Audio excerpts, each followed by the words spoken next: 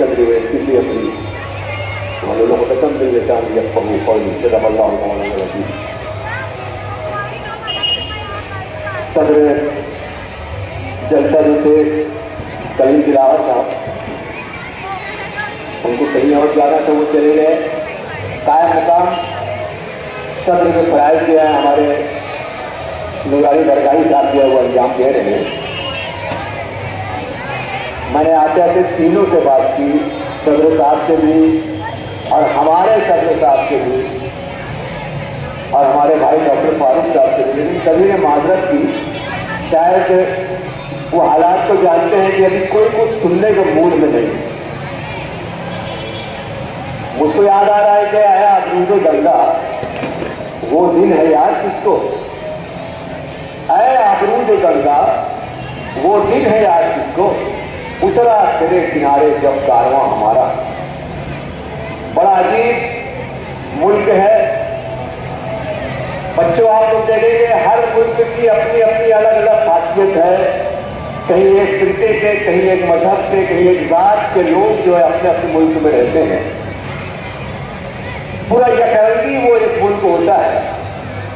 ہندوستان کو یہ اعزاز حاصل ہے کہ یہاں پر مختلف ذات، مختلف قبیلے، مختلف زبانوں اور مختلف مذاہب کے لوگ یہاں رہتے ہیں.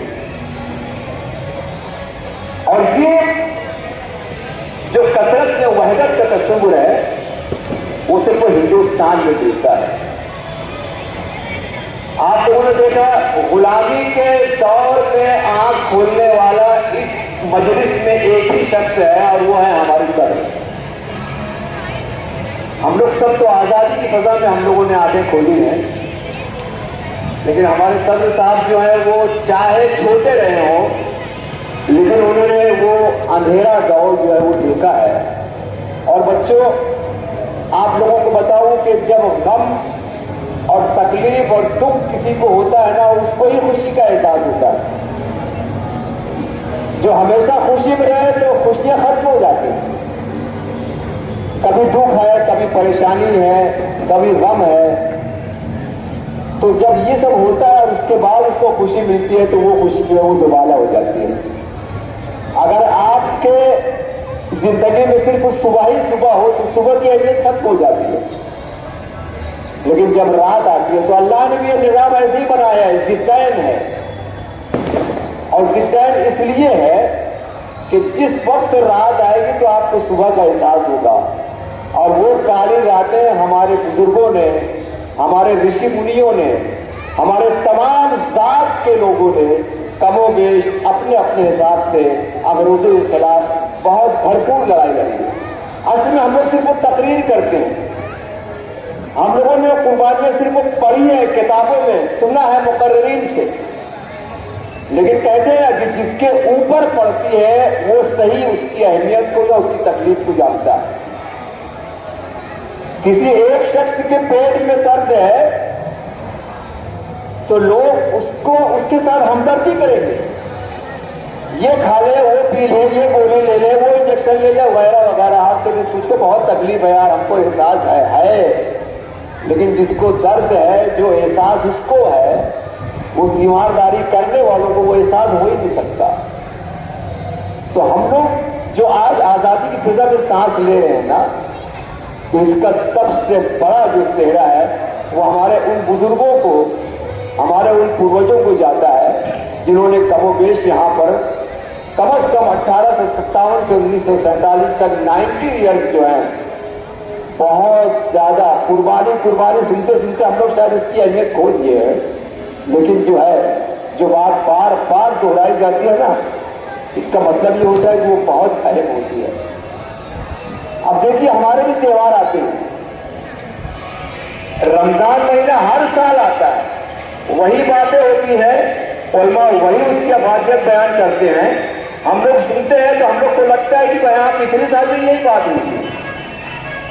لیکن یہ جو تہوار آتے ہیں یہ یاد دہانی کے لیے آتے ہیں. رمضان بھی جب علماء بولتے ہیں کہ کیا یہ تدینہ کتب علیکم الصیام کما کتب علی الذین من قبلکم لعلکم تتقون، یہی آیت پڑھی جاتی ہے. لیکن اس کا مطلب یہ ہوتا ہے کہ آپ کو احساس دلایا جائے کہ دیکھو یہ رمضان ہے کیا. ایسے ہی یہ 15 اگست 26 جنوری 1 یکم مئی وغیرہ جو ہوتے ہیں یہ ہمارے قومی تہوار ہیں اور اس تہوار کو ہم لوگ بہت تنظیمی سے اور بہت پرجوری سے اس لیے مناتے ہیں کہ غلامی کی جو تاریخ رات تھی وہ ختم ہو کے آزادی کی صبح 9 میں ہم لوگ آئے تھے. کیونکہ اقبال نے ہی کہا تھا کہ بندگی میں گھٹ کے رہ جاتی ہے ایک چوہے کا ماں اور آزادی میں پہرے بے کرا ہے زندگی. ہندو مسلمان سکھ عیسائی اور دیگر مذاہب کا ملا جلا یہ ہندوستان جو ہے ہم کو اس پر فخر ہے. تکلیف آرام کم و بیشی آتے جاتے رہتے ہیں, اس سے ہم کو کوئی لینا دینا نہیں ہے. ہم سب مل کر ہندوستان کے تمام واسیوں کو یہ 77 کا جو جشن ہے اس کی مبارکباد پیش کرتے ہیں اور اللہ سے دعا کرتے ہیں کہ اس ملک کو نظر بد سے بچائے. اور کبھی جب یہ سونے کی چڑیا کہلاتا تھا وہ تاریخ سونے کی چڑیا والی پھر ہندوستان میں دہرائی جائے تو میں سمجھتا ہوں کہ یہ پھر سے جنت نشان ہو سکتا ہے. اور اقبال کی بات سے اپنی بات ختم کروں گا کہ مذہب نہیں سکھاتا آپس میں پیر رکھنا. کوئی مذہب کوئی دھرم سب انسانیت سکھاتے ہیں. اسی لیے اس پس منظر میں اقبال نے کہا تھا کہ مذہب نہیں سکھاتا آپس میں پیر رکھنا. ہندی ہے ہم وطن ہے ہندوستان ہمارا. اور آخر میں میں اپنے تمام آئے ہوئے پیرنٹس کو اپنے تمام بچوں کو اسٹاف ممبرس کو اور تمام ہی ہندوستان کے واسیوں کو بہت بہت مبارکباد پیش کر کے اپنی بات کو ختم کرتا ہوں. واضح دعویٰ الحمدللہ رب العالمین.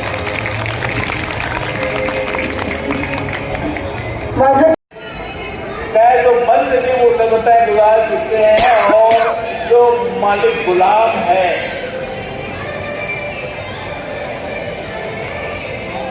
میری طلبہ طالبات سے یہ گزارش ہے کہ آپ دوران تعلیم ان باتوں کی معلومات جمع کرنے میں اپنے اساتذہ سے مدد لیں اور اساتذہ سے درخواست ہے کورس کی کتابوں سے ہٹ کر بھی ہمارے طلبہ اور طالبات کو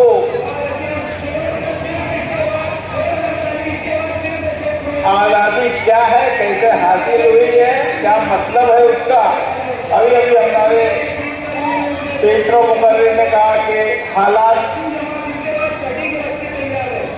آتے جاتے رہتے ہیں. ہر ملک میں ہر شہر میں ہر گھر میں کچھ نہ کچھ حالات رہتے ہیں. حالات آتے جاتے رہتے ہیں. تاریخ تو ہے اس کی. تو اس سے پرے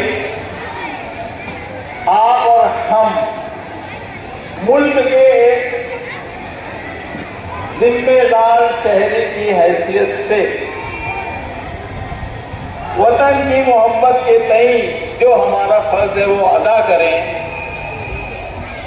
سچائی انصاف بلند کردار کے حامل بنیں اور ملک کو جب بھی ضرورت ہو جہاں بھی ضرورت ہو جس میدان میں بھی ضرورت ہے ہم اپنے آپ کو پیش کرنے کے لیے تیار رہیں.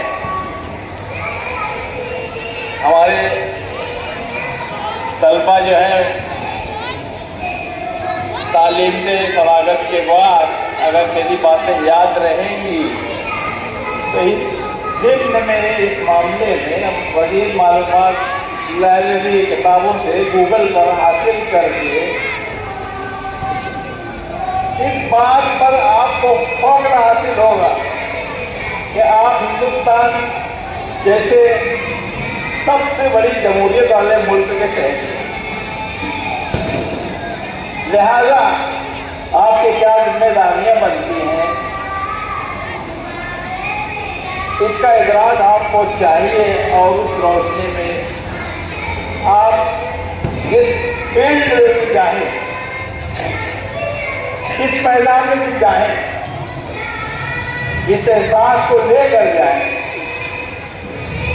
کہ ہم ایک بہت طاقتور بہت بڑی جمہوریت کے ملک کے جمہوری ملک کے شہری ہیں جس پر ہمیں فخر ہے. مجھے امید ہے کہ یہ جذبہ حب الوطنی آپ کے اندر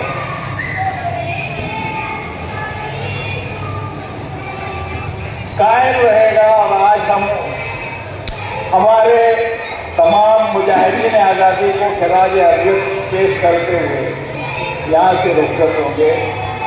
میں آپ سبھی کو آج کے اس پروگرام کے کامیاب بنانے میں حصہ لینے پر مبارکباد پیش کرتا ہوں. ایک چیز آپ کو بتاتا چلوں کہ آج یہ ہماری خوشنصیبی رہی ہے کہ جب سے اسکول قائم ہوئے پہلی بار ہماری بمبئی کے اراکین ہمارے درمیان رہے اور میں چاہوں گا کہ آپ لوگوں کی جانب سے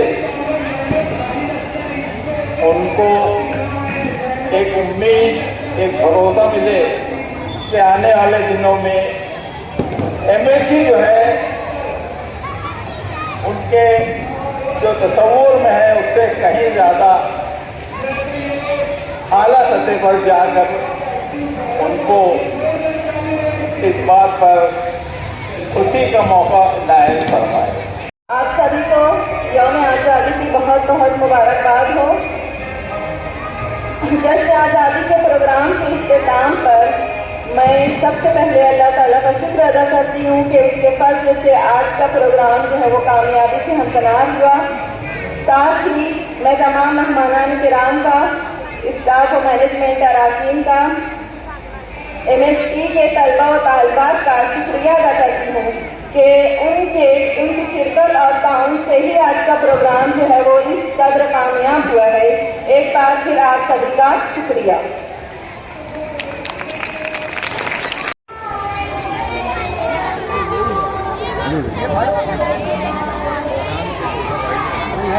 تمام مہمانان سے درخواست کرتی ہوں کہ وہ اپنے ہاتھوں سے ہمارے بچوں کو شیرینی تقسیم کریں.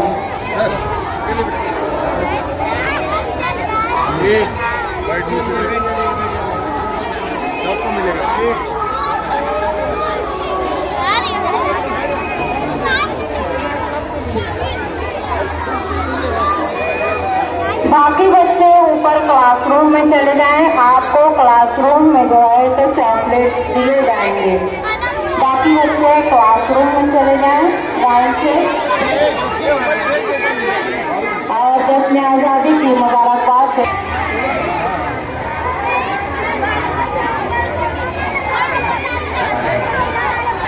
نیو براک ہربل کلینک. ہمارے یہاں آیورویدک دواؤں کے ذریعے اطمینان بخش علاج کیا جاتا ہے، جیسے cancer, diabetes, blood pressure, thyroid, ساندھےواد اور بھی دیگر بیماریوں کا علاج کیا جاتا ہے.